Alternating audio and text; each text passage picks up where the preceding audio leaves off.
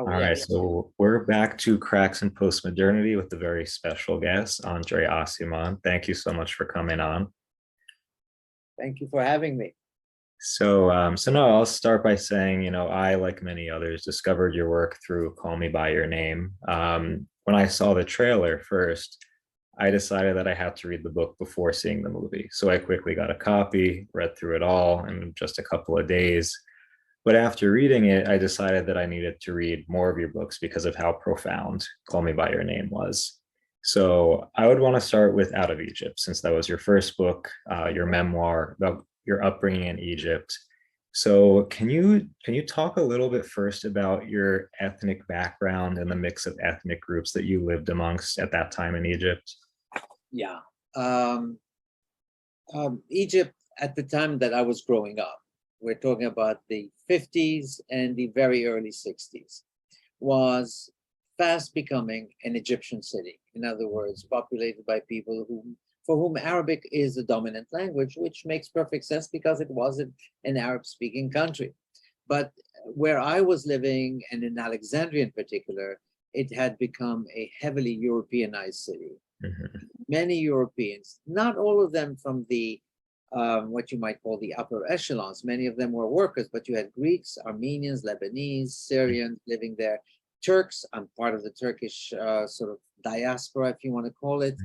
But there were Italians, there were French, of course, and ultimately Brits, because Egypt was in an Egyptian colony. But the dominant language was French. So you'd go in any store and you would speak in French and everybody understood French.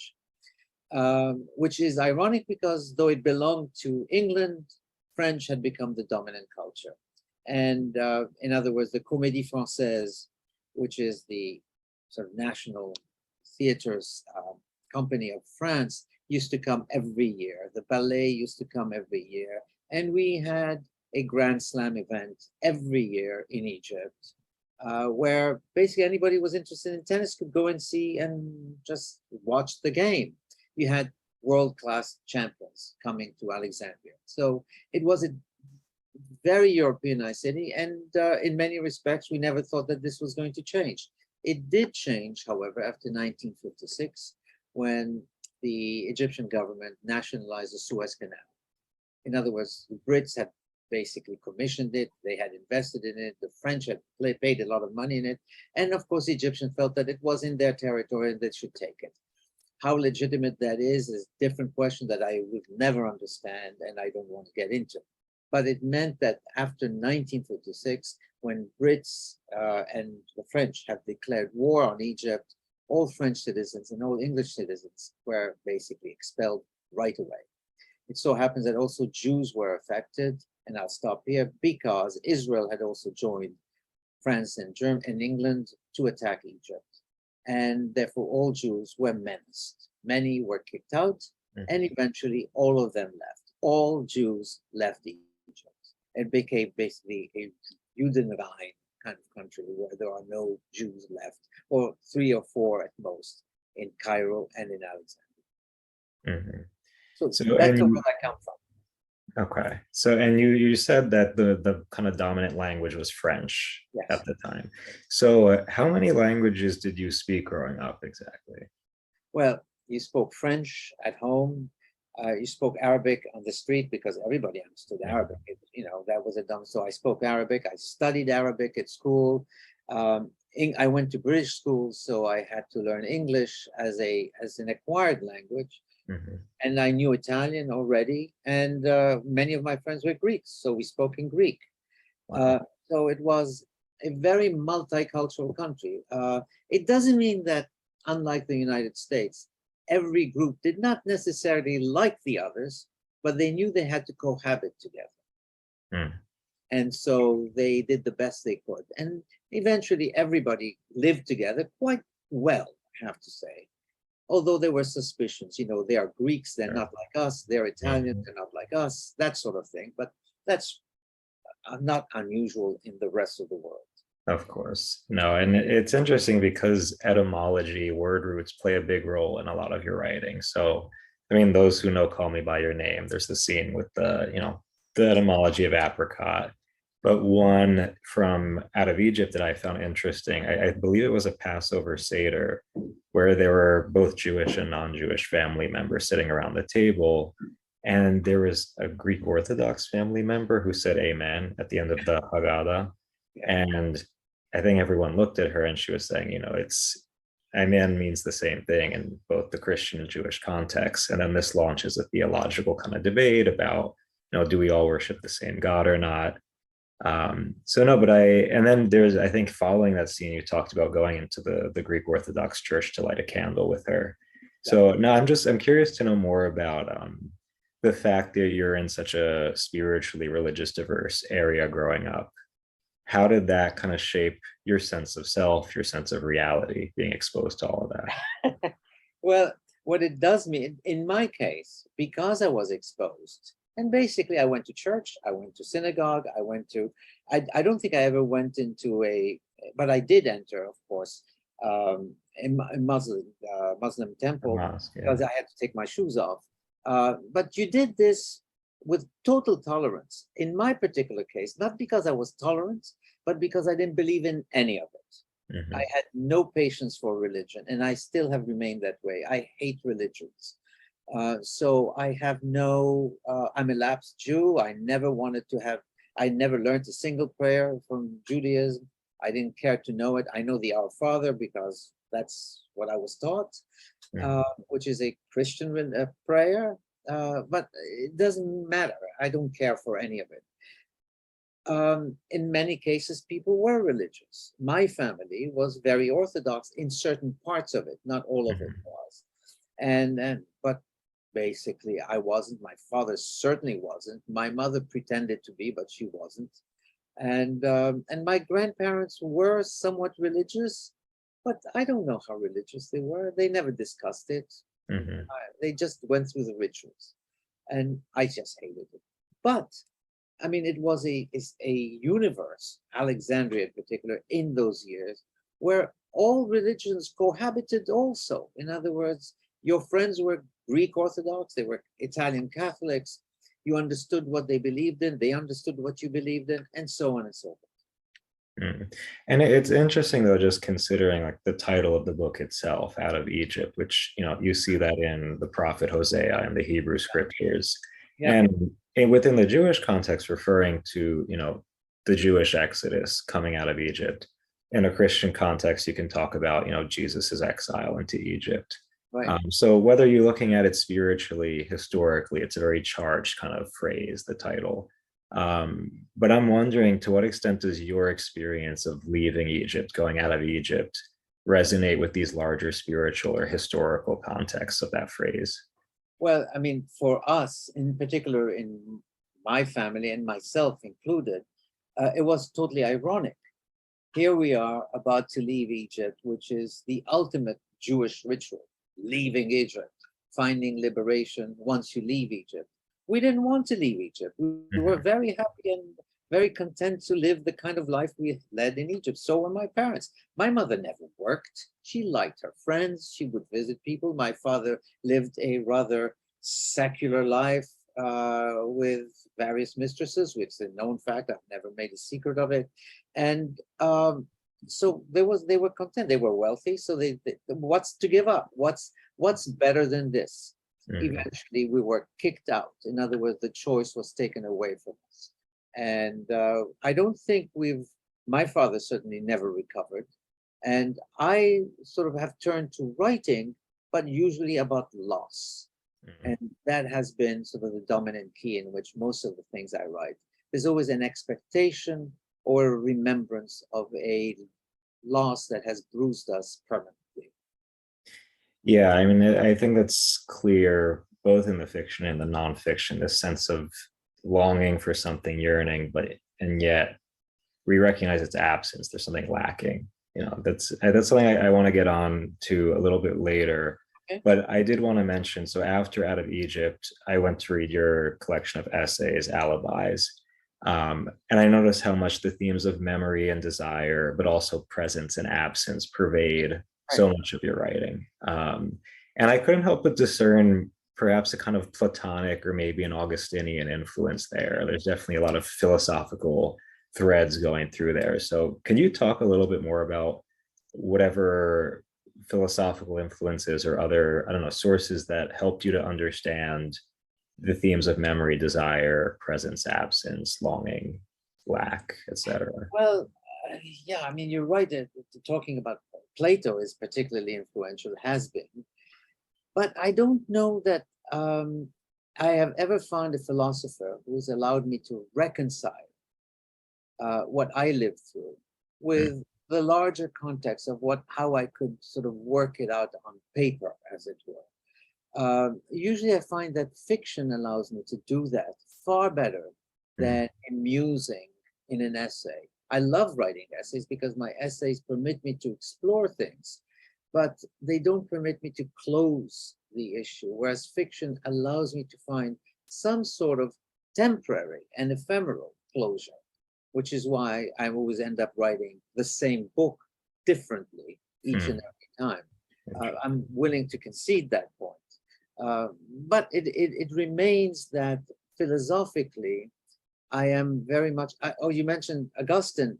That is very much a present form, particularly the way Augustine was received in, say, the early Renaissance and the later Renaissance. In other words, this Augustinian thread of everything you want, you will stop wanting once you get it and will be disappointed. Everything you believe in, so long as it's sort of longed for, allows you to live through it. But once you get it, if you are damned to get it, you will be thoroughly disappointed. So basically keep holding it off, which is why in one of the ways in which I work this is with the tenses. You know, we look back in the past to find something, we look into the future, we look into the future to look back into the present that we are living right now, and so on and so forth, because we're fundamentally destabilized and, as I like to say, sort of deracinated from our roots. We don't have roots. We think we do.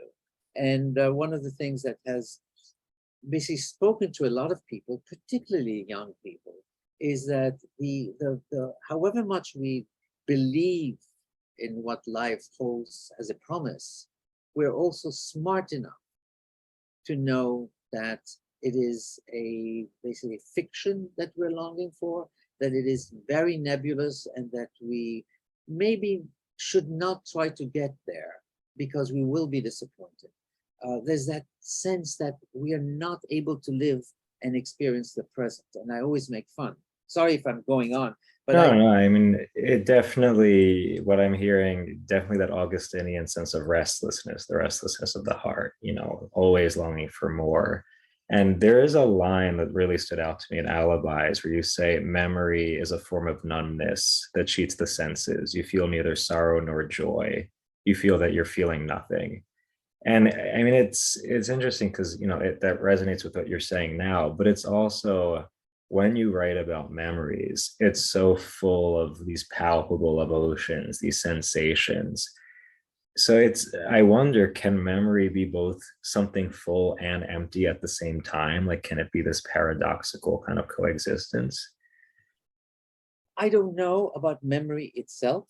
I do know that writing about memory or writing memories allows the memory to basically hold space that it doesn't have in real life. So you write, in my case, and in many other writers, you write a long sentence about something you remember, the sensual aspect of it, the plenitude that you feel that you have felt allegedly in the past, that sense of, wow, this was fantastic.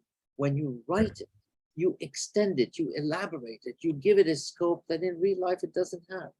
And that is the richness of writing. And in a sense, I'm not making it up that I have become a writer, because writing allows me to inhabit a universe where pleasure is possible, so long as you describe it in an extensive manner. So basically, writing for me is like a home. It is better than a home. It gives me a sense of permanence where I don't have permanence in real life. I'm aware that there are dangers outside, there are dangers within, as well. And so I'm aware that the people that you love, you may no longer love, and they may no longer love you. Or one day they love you and one day they don't. But on paper, even when you have doubts about it, the extrapolation of the doubt that you hold vis-a-vis others is wonderful. It gives you a sense of pleasure that you don't have in real life. So, I mean, it sounds like you're saying there's something about the written word that allows this memory to remain, I don't know, remain something present, or for that desire to reach, if not an ultimate fulfillment, like the desire isn't totally, eliminated or dissolved through the power of the written word. Like No, it's, I don't. But I think the sense of numbness mm, that I feel for so many things. I feel numb. I mean, I know better not to say that I feel numb, and I force myself not to feel numb. It's like when you watch a third-grade movie on a night where you're extenuated and you're troubled, you just don't want to, you want to see something stupid. yeah, You know it's stupid, but you're enjoying it in a manner of speech. sure. That's how numbness is for me. In other words, I recognize it, I will live through it, but on paper, that numbness itself can have an underside Okay. that you never expected to find, and yet it has. Gee, I feel numb. I remember the numbness that I felt that day. It was on a beautiful spring day, and she was beautiful, or he was handsome, whatever you want, and blah, blah, blah. And suddenly the numbness that you're describing begins to acquire a voice. Hmm. Okay, I see what you're saying. Yeah.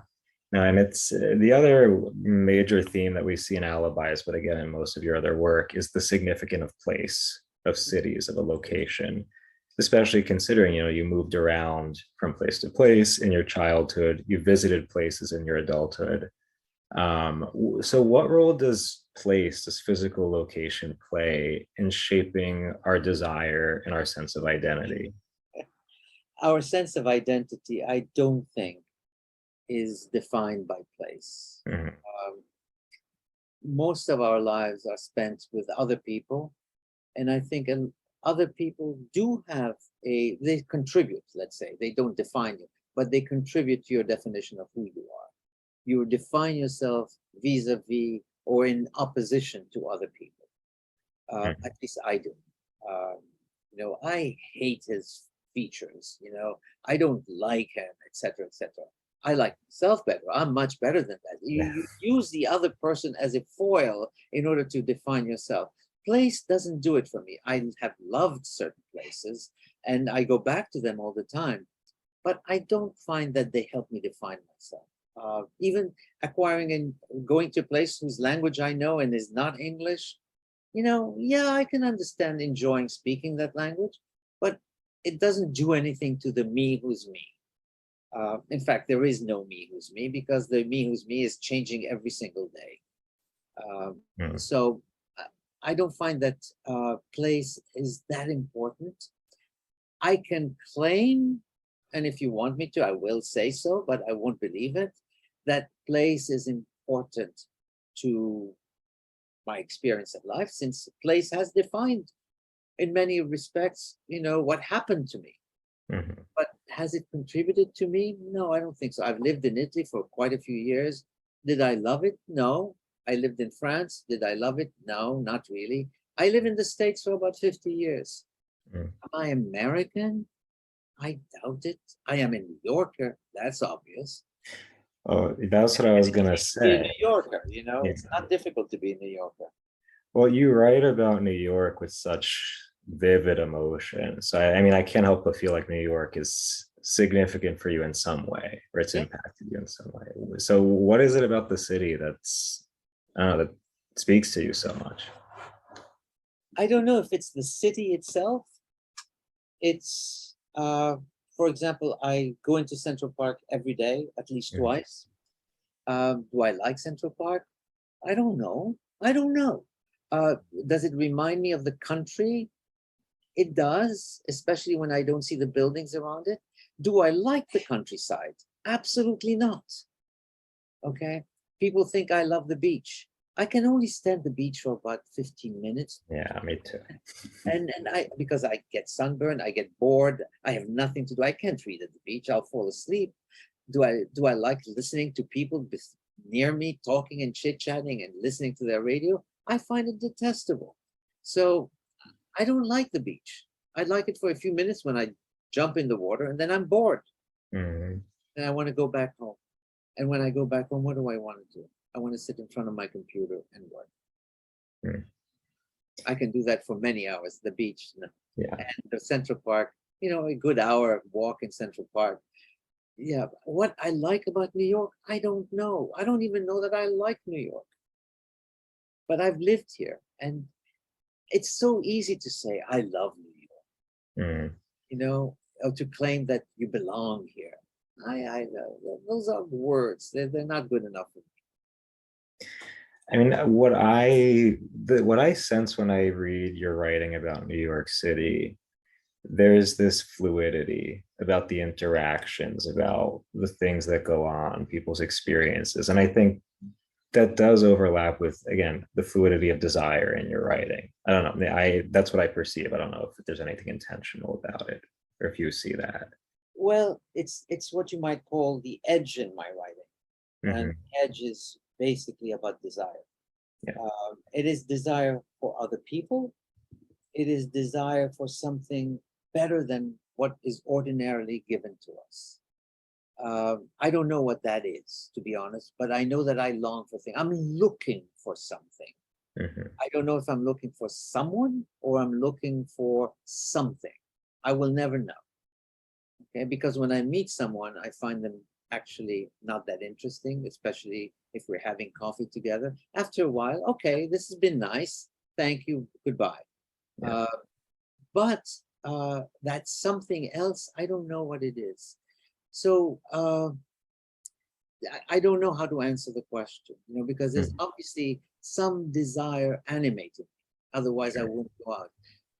And I hope that on the day that I die, I will still have desire. Mm. But at the same time, I hope that doesn't happen, that I will lose desire, because once you lose desire, what else is there? There's even the desire to find comfort in work goes too. I have been told. So if that Yeah. happens, I might as well not live. But I Mm. like the fact that I will look at somebody walking by and I will say, I desire this person. Yeah. And just desiring, sometimes the admission of desire, whether it is fulfilled or not, is just a beautiful moment. Mm. Interesting. So the beauty of desire itself. So, I mean, speaking of, I want to move on to Call Me by Your Name. So, just the title itself. Can you say a little bit about that title?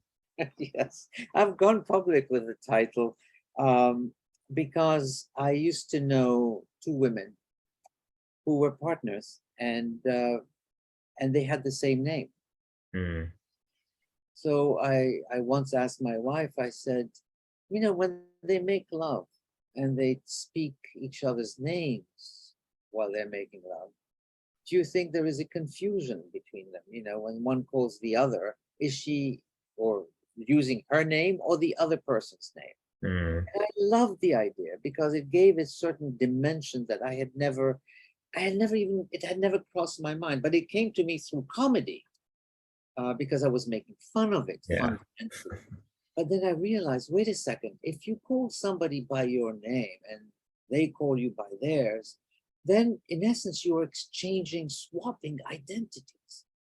And Mm. if you swap an identity, even for that brief moment of lovemaking, then you have become the other person and the other person has become you. And isn't that the richest thing that planet Earth can give us? Mm. I'm not even an idealist because I'm full of cynicism too. Yeah. But I think that moment of absolute identity swapping is the most priceless thing on earth. Mm. Yeah, I mean, that's one of the things that I think is really salient in Enigma variations. I mean, that sense of wanting to become one with the identity of the other, or to have this total exchange Right. between the two. And I mean, the other thing, some people say that there is perhaps, I don't know, intentional or unintentional allusion to, I think it's Isaiah. It's, I mean, the wording's a little bit different. Is there Okay. any connection there, or is that just a random? I don't think that the Isaiah uses that. It is my favorite book of the Bible, by the way, Yeah. the first Isaiah especially. But I'm not sure. I don't remember running into something like that. Mhm. Yeah. I maybe have to look it up again, see if I can find it. Yeah.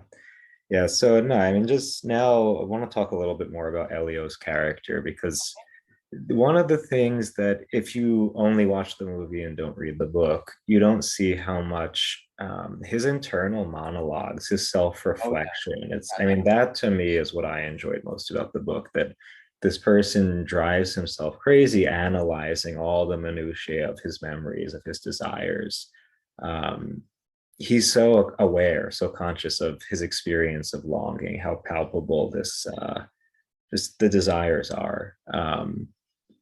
Tell me more about that. I've always been curious to understand, how is Elio like this? How is he so aware of himself? uh, I was always like that. I've Mm, always been aware of myself, and I think we are all of us the same way. We may not want to admit it, but when we desire someone, male or female, we are in essence fantasizing of touching them. Of I remember a guy in class one day turned to a girl sitting next to him and licked her arm mm, because he had. I said, "What are you doing?" I've wanted to do this all my life, and she didn't seem that shocked. Okay, but maybe this is what he was cradling in his soul. He wanted to lick her arm and shoulder.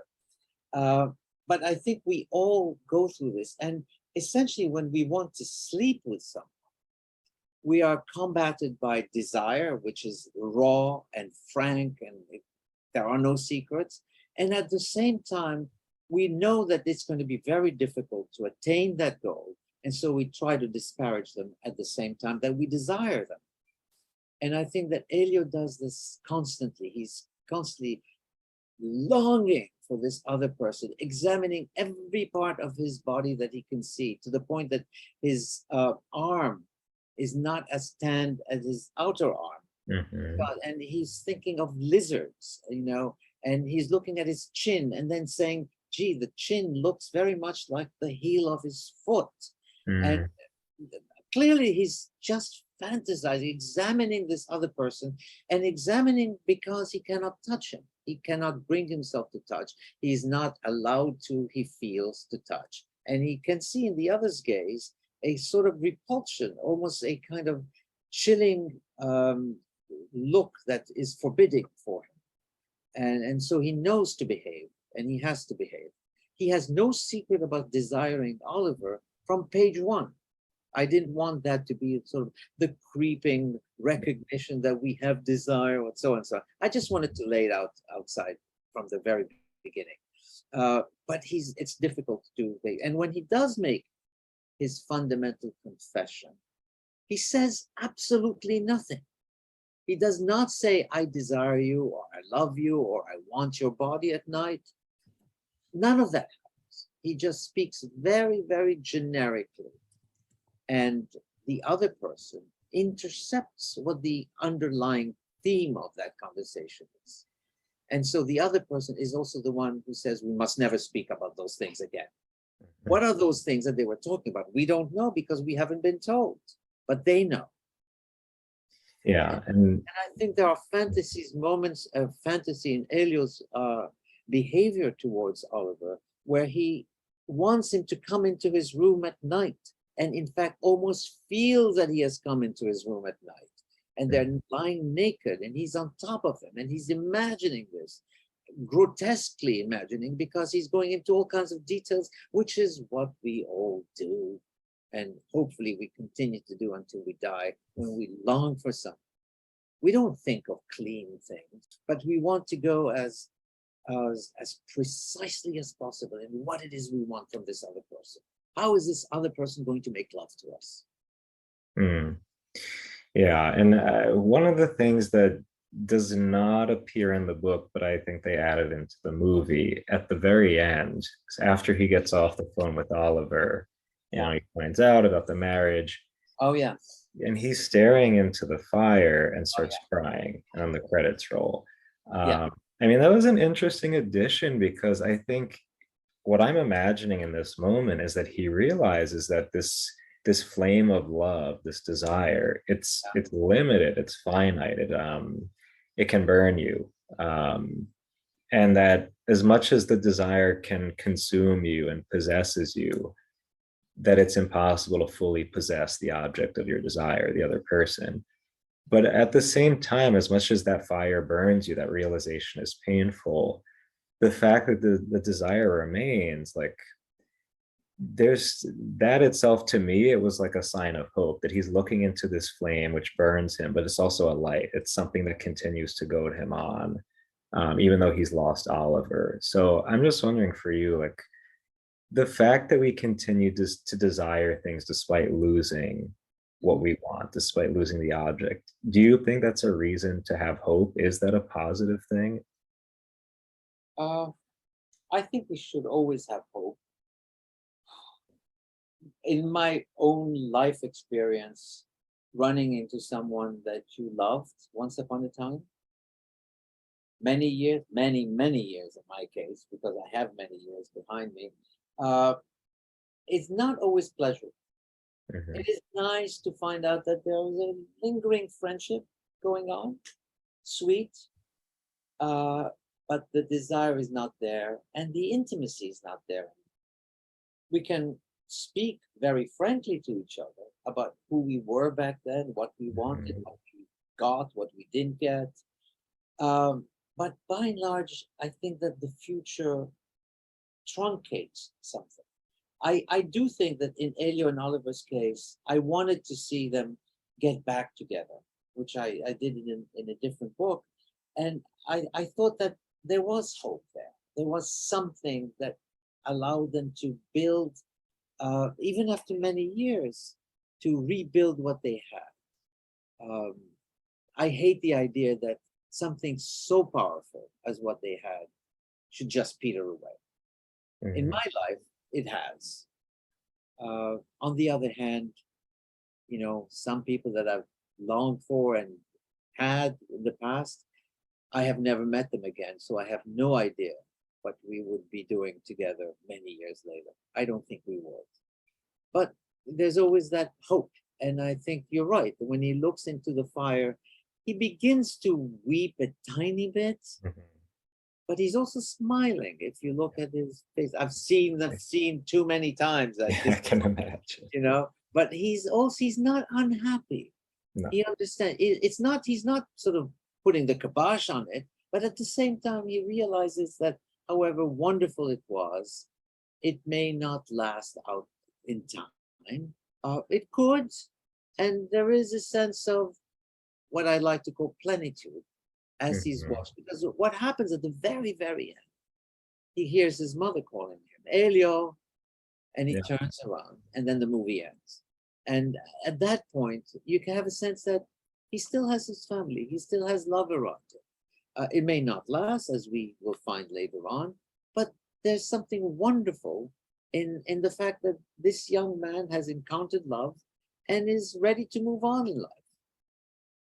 No, and I forgot that part, that at the very end, his mother calls his name. So Yeah. it's, again, this sense that even though you lose the person who first kind of awoke your desire, someone continues to call you, like you're still desired by someone, Yeah. even if it's just your mother or your family.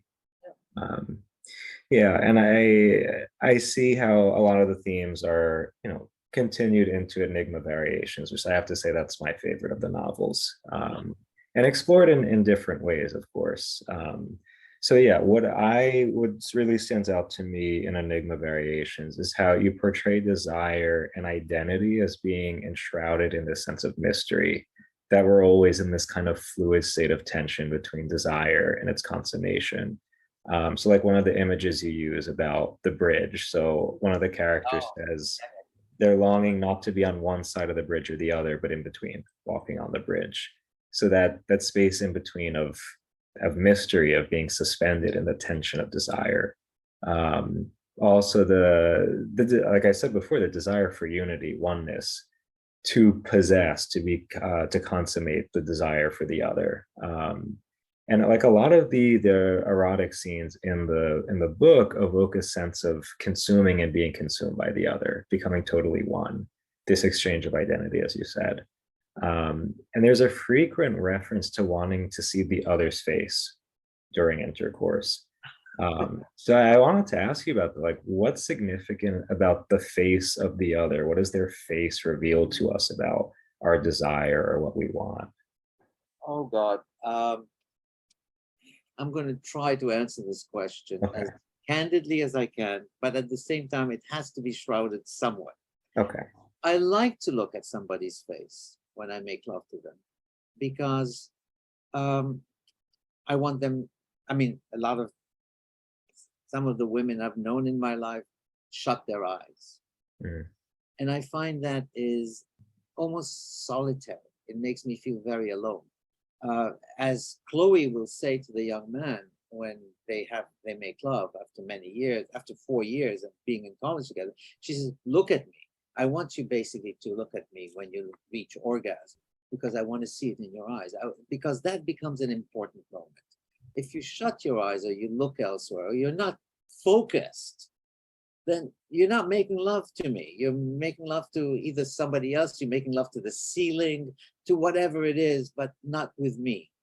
And I think that the glance is a very important moment in lovemaking, because otherwise, yes, in a moment of passion, we may want to shut our eyes, whatever, but the presence of the other person is important. Otherwise, they're not there for you. You're not there for them. And what are you doing together? Oh, you're having sex. That's not making love. Yeah, and it's also interesting because if you juxtapose this desire to see the face of the other in that moment with Elio looking into the flame in the movie version, it just made me think how the face of the other is it's elusive. It can burn us even. I don't know. I thought there was a little bit of a connection there. There Might be must, reaching. there must be a connection. But no, I don't want to repeat myself. But fundamentally, looking into somebody else's eyes is a tremendous moment, because it also means that you have reached a point, and that's where I was headed. You have Mhm. reached a point where you are no longer embarrassed of looking at the other person, Mm. because there is a kind of, I don't want to stare at you. I don't want to be this impolite. You know, I don't want to invade you. But the point is that you do want to invade the other person, and you want the other person to invade you. And Mhm. it's when you can't look at somebody else's face, it's that you don't want to look at them. That has happened to me in my life as well. I Yeah. will say no more. No, and another thing that stood out is the question that keeps appearing throughout the book: Are you happy? And there's a point where the main character says, happiness is a foreign country, which for me evoked the image of first of the bridge, not being here or there, you're being somewhere in between. But it's also reminiscent about Egypt, this experience of exile. So I'm curious for you, like when you were in Egypt before having to move to all these other countries, what was happiness for you then? Oh God. I don't know. I don't know if there was any happiness. I mean, yeah, Mhm. there were moments of joy, you might call, but I don't think I've ever felt sort of this resounding happiness that sort of allows you to feel, today I've had a great day. I've never said that in my whole life, because among other reasons, I'm superstitious, so that I Mhm. won't allow myself to say that. But it happens that the experience of exile for me is important, because it means that you are not in your country, but your country was never yours to begin with. Condition of exile, when you are exiled, it assumes that you have a home from which you are no longer allowed to go back to. Egypt was never my home. I knew this from get-go. So when I left Egypt, I was leaving something that felt like home, but it wasn't my homeland. Mhm. And I was going to another place that was clearly not my home. I was Italian, I was an Italian citizen, but my father had basically, I don't know how he obtained Italian citizenship. It was a bit of a reach, as it were. And Mhm. so I never felt Italian. And I was going to Italy as if that were my homeland. So no home is a homeland, which is the image that you evoke of the bridge, which I intentionally threw in there, is Mhm. that you're no longer in Brooklyn staring at Manhattan, or you're no longer in Manhattan staring at Brooklyn. Your home is somewhere in between, but there is no land in between. Mhm. But you feel that neither one is home, but you basically, it's the transit, as I called it, between the two that is really your home. And the transit exists, in my case, just on paper. It is what paper allows me to have that land does not offer. Mhm. So the other thing that I get the sense that desire in your work, it's always intertwined in some way with violence or with death. So on one hand, desire can lead to this violence or harm against the other. So you see Uh, Oliver struggling with this question of, should I reveal to Elio that I have this desire for him? Am I going to hurt him? Am I going to take advantage of him, especially considering the age gap?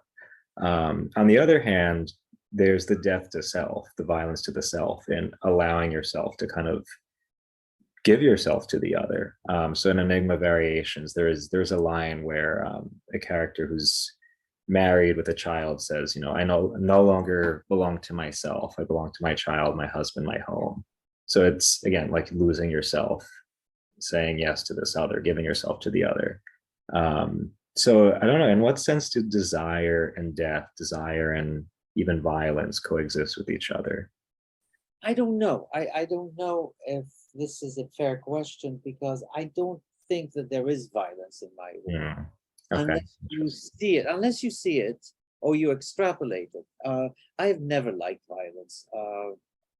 I mean, I don't commit violence. No violence has been committed on me yet. Mhm. So I hope it never does. So I'm kind of foreign to that concept. But I do know that to give yourself over to an experience um, requires you to cross certain boundaries that exist, whatever. And Mhm. in Enigma Variations, the crossing of and of course the bridge again becomes it. And I wanted, by the way, I quoted Hart Crane's The Bridge in that particular description of the bridge, so Yeah. I knew what I was doing. But it is, I mean, if you have gay tendencies and you haven't explored them, going over that, crossing that bridge, is itself quite a daring and bold act. It Mhm. might be an act of violence against yourself. I don't know. But it means that you are risking something. A risk, yeah. I think And that's a good way to put it, yeah. yeah, and the risk exists when you have it's a hetero relationship. Because going over into somebody else's home, and think of it, you enter somebody's home for the first time, you know you're going to have sex. Um, it, do you feel that comfortable? I don't think anybody feels comfortable. Mhm. No, there's a sense that where is the other door that I will have to leave from once this is done? All kinds of things cross your mind. Yeah, and then I would ask, if not like actual violence in a literal Yeah. sense, what do you say about the potential of desire to hurt the other, at least emotionally, or Oh, in that way? I don't know. That's a good question. It's a fair question. Hmm. Um, People have hurt me, Hmm. but I never went into a relationship in order not to get hurt. In other words, I have never said no to a relationship or to even a one night, uh, thinking that, oh, I might get hurt. No, I've never done that. I've always gone through. In other words, yes, go for it, see what happens. And I assume that the other person has basically made the same decision. Yes, I have hurt some people. I know that. But that was part of, there was no dishonesty on my part. At least I think so. nor did I lead them on into thinking that there was more than what I was willing to offer. So by and large, yes, there are risks. One does get hurt emotionally, but this is what happens in a modern society. You know, you have more than one partner in life, and you know there's a risk. That is a given. Mhm. Yeah. So again, that sense of risk that's implied in desire. We know it's there. You know, we know it's inevitable. Um, but yeah, I mean, so on a more personal note, what I appreciate most about all the stuff that I've read from you is that you really look at desire head on and dare to allow it to go to its ultimate fringes without censoring it, to go to its ultimate length.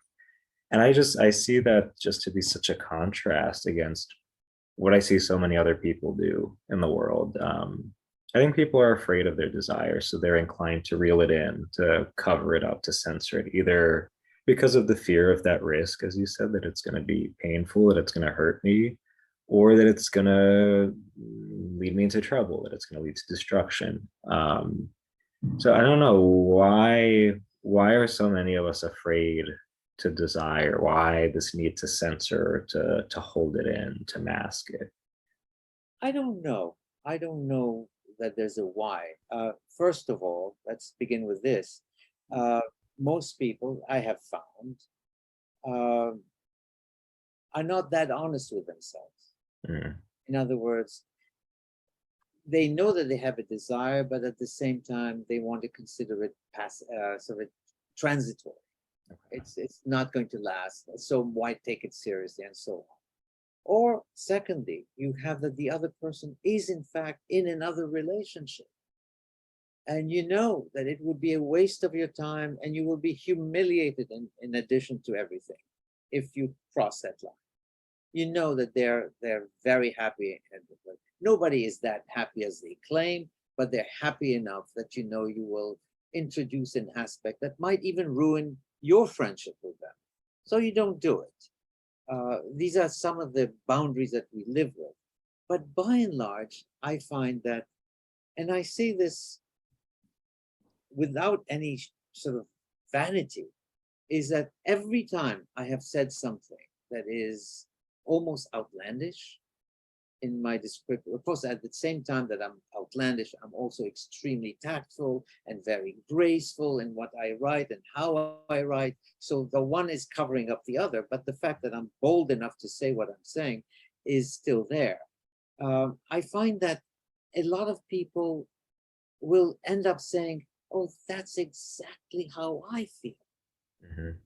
That's what goes on in my mind when I desire somebody else.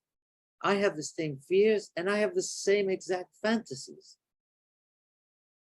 And so I always liked what Jesus said, which was amazing. You know, like, if you are without that sin, throw the first stone at me. Mhm. And nobody has yet thrown a stone at me because of that, because essentially everything I say is universal. Everybody feels. Mhm. One of the things that I like to say to a lot of my male friends is that there's not a single person on planet Earth who has not had a homosexual longing. It's just not possible. And of course, when I say this, they say, well, you know, when I was younger, blah, blah, blah. They give you that kind of explanation. But the Mhm. fact is that everybody desires people of their own sex. There's not a single exception. But people don't want to say that. Mhm. But when I say it, they sort of they come closer to me and they feel, oh, yeah, well, yes, sometimes I too. That sort of admission. And I write the same thing about a city like Rome. Rome means something to me. I still haven't elaborated what it does, but it means something to me. But it's a very personal Rome. But when I describe my Rome, everybody writes to me and says, oh, I know the same Rome. I have the same exact feeling. So Mhm. why didn't you say it first? I say, it's because they have had the same idea, but it's never been considered enough for them to dwell on it as I do. Hmm. Okay, so first, then let me ask, when you say that, okay, everybody has at some point had some kind of desire for people of the same sex. Right. What do you make of these kind of hardline categories that are so common today that, you're either this or you're that, do you think that accurately depicts human desire, or is it just, I don't know, is it irrelevant? I don't know. I cannot say this because my experience has been both are the same, and my characters, all my characters, are basically bisexual. They Mhm. go one way and the other, both, and they have strong feelings in both cases. Some people believe that they can only have sexual desire for their own sex, or some people believe that they can only have for the opposite sex. Mhm. Am I going to argue and tell them that they're wrong or right? I don't know. I know what I feel. Yeah. And I know that most people agree with me Yeah. with reluctance. But Mhm. that's a fact of life. So I don't think that there's any hard line here, this or that. It's everybody has their own ideas and their own security that Mhm. they feel they need to have. So there's nothing I can do about that. What I feel is one Mhm. thing, and that's what I describe in my writing. Yeah, so I do have one final question just to wrap things up. I see like I said, in Call Me and Enigma Variations, as well as in Alibis, this sense that desire entails some kind of call. So a call from some entity outside of me. So when we desire, you know, something is calling my name. And then it gives me the sense that in a way, desire constitutes my identity, constitutes who I am. Again, this is my name that's being called. Right. And one of my favorite lines from Alibis. So you say, well, there are these two questions you have. It's first, what's in me that keeps wanting something out there, and then what's out there that keeps beckoning something in me. So again, there's something beyond me that's beckoning me, calling me. Have you come to any conclusions with these questions? Have you gotten anywhere with that? No, I'm afraid not. I'm afraid that I cannot conclude that because if I have the answer to that particular question, Mhm. I should stop writing. Uh, I write in order to understand or to imagine what the possible answer is each time, and each day it changes, of course. But there is something in me that wants something outside of the world, and we started with that. I walk in New York and I want something from New York, but I don't know what it is. And then, there's something about New York, a building in New York that says, come live with me in that house. I want you in this building, which happened to me once upon a time where I used to walk down the street and there was a particular building that used to summon me. And ironically, eventually I found a listing for an apartment in that building. And of course, I was extremely happy to live there. I had fulfilled my longing to be in that very building, a fantasy come true. So, in a sense, that something outside was beckoning me, but it could be somebody else too, somebody who sort of gives me the look. Of course, it doesn't happen that frequently any longer, but that's okay. But yeah, I still remember walking in the street and catching somebody's glance and feeling, oh my God, at least it's a wonderful possibility. It doesn't have to go anywhere. The possibility alone is enough to give me pleasure for that moment. Whether it is fulfilled or not is a different option altogether. So before we go, for people who are new to your works, who haven't read anything, where should they start? Oh, they should start with Call Me by Your Name. It's the easiest way to get into it. It is a book that is fundamentally quite easy. Mhm. People find it sometimes that it takes too long for the two to get together. Mm, But I liked the build-up maybe. and I enjoyed it. I did enjoy it. It was like a sort of a prolonged courtship, as it were. Mm, And that's also fun too. That has its own pleasures. Um, and it's a lovely story of a wonderful love affair, friendship, brotherhood. mm, It could be any of those things, because they've come so close to each other that it can happen sometimes only once in life. Hmm. The other times are just imitations of that, as I say in another book. Hmm. Interesting. Well, with that, Andre, thank you so much for coming on. Thank you for having me, Stephen. Thank you very much. All right.